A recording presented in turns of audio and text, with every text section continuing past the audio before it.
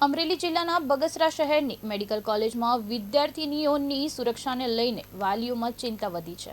5 દિવસ પહેલા કોલેજ પર અજાણ્યા શખ્સો દ્વારા પથ્થરમારો કરવામાં આવ્યો હોવાની ઘટના બાદ 34 વિદ્યાર્થીઓમાં ભયનો માહોલ છવાયો છે। વાલીઓ આજે મેડિકલ કોલેજ પહોંચ્યા હતા અને પ્રિન્સિપલ સહિતના અધિકારીઓને લેખિત રજૂઆત કરી હતી। વાલીઓનો આક્ષેપ છે કે કોલેજમાં બાઉન્ડ્રી વોલ પૂરતી સુરક્ષા વ્યવસ્થા અને રાત્રિ દરમિયાન વોચમેનની સુવિધાનો અભાવ છે।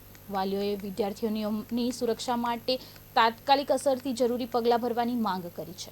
સોમવારની વાત થાય છે કે આવારા તત્વો દ્વારા જે આતંક મચાવવામાં આવેલો હતો, ત્યાર પછી બીજા દિવસની વાત કરીએ તો ત્યારે અમે એફઆરઆઈ કરેલી હતી અને એફઆરઆઈ દ્વારા અમે હોમગાર્ડ અને સિક્યોરિટી માટેની રજૂઆત કરેલી છે અને સ્ટુડન્ટ્સને જે બીક ને ગભરાટ હતી એના કારણે મેં નિર્ણય લઈ અને એ લોકોને ઘરે મોકલ્યા હતા। આજે જ્યારે પાછા સ્ટુડન્ટ્સ આવ્યા છે એટલે પાછા અમે પોલીસ સ્ટેશને જઈ અને રજૂઆત કરેલી છે કે અમને પોલીસ પ્રોટેક્શન ફાળવવામાં આવે।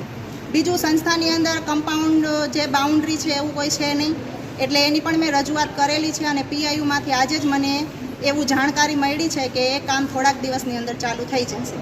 બીજો મુદ્દો છે કે જવાબદારીનો, તો જે આપણે સંસ્થાની વાત કરીએ તો અહીંયા કાયમી મહેકમ નથી, જેમાં વોર્ડન હજી મંજૂર થયેલા નથી। ત્યાર પછી પટ્ટાવાળા કે ચોકીદારનું કોઈ કાયમી મહેકમ છે નહીં। રોજમદાર તરીકે અમને 1350માં પટ્ટાવાળા અને 2400માં ચોકીદારની ભરતી કરવાની મંજૂરી છે, પરંતુ આટલા ઓછા મહેનતાણાની અંદર કોઈ પણ વર્કર કે કોઈ પણ કર્મચારી કામ કરવા માટે તૈયાર નથી। તે બધી રજૂઆત હું જ્યાંથી ઇન્ચાર્જ પ્રિન્સિપલ તરીકે આવેલી છું, મારી હોસ્ટેલની અંદર પથ્થરમારો છે, પછી બાઇકનો અવાજ છે, અગાસી ઉપર છે કોઈનો ચાલવાનો અવાજ છે વગેરે થયું છે। 1 વીકથી વાત છે, અત્યાર સુધી કોઈ એક્શન નથી લેવાની અને એવું કહે છે કે વડોદરાની અંદર સ્કૂલ આવે છે, તો એની અંદર સ્કૂલ આવે છે તો હોસ્ટેલે આવે જ છે ને, તો હોસ્ટેલની જવાબદારી અત્યારે કોની છે એ અમને અત્યારે કોઈ સ્પેસિફિક કહેતું નથી। બરાબર છે, પ્રિન્સિપલને કહે તો આગળ જાઓ, અધિક્ષકને તો અધિક્ષકને એમ કહે કે પ્રિન્સિપલને મળો, એવો અત્યાર સુધીનો આ મુદ્દો છે। અત્યાર સુધી 1 વીક છું, અમને કોઈ નિરાકરણ મળ્યો નથી ને હજી પણ વાલી સહિત બધા હેરાન થાય છે, તો પણ હજી અમારી જવાબદારી લેવા માટે કોઈ તૈયાર નથી। પ્રિન્સિપલ એવું કહે છે કે અમારી અંદર ટ્યુટર આવે છે, તો હોસ્ટેલ છે તો એની અંદર કંઈક આવતું હોય ને।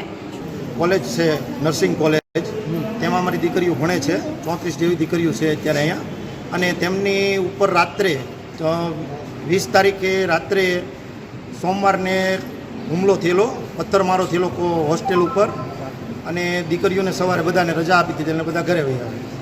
તે બદલ પછી અમને કીધેલું કે સોમવારે તમે પાછા આવજો બધા વાલી સાથે। અમે બધા વાલી સાથે પધાર્યા છીએ અને અમે સાહેબની આગળ એની આગળ રજૂઆત કરી છે, પણ અમને અહીંયા એવી માહિતી મળે છે કે એ લોકો એમ કહે છે કે જે પ્રિન્સિપાલ છે એ એમ કહે છે કે અમારો સમય 9 થી 5 સુધીનો જ છે, પછીની જવાબદારી મારી ફીટ થતી નથી।